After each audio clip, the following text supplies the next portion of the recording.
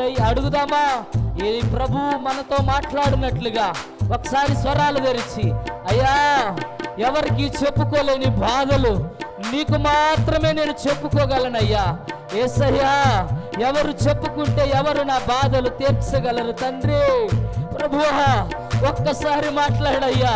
నువ్వు మాట్లాడితే నా బ్రతుకు మారుద్ది, నువ్వు మాట్లాడితే నా జీవితం మారుద్ది, నువ్వు మాట్లాడితే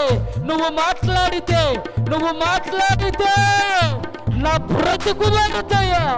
మాట్లాడయ్యా ఈ రాత్రి.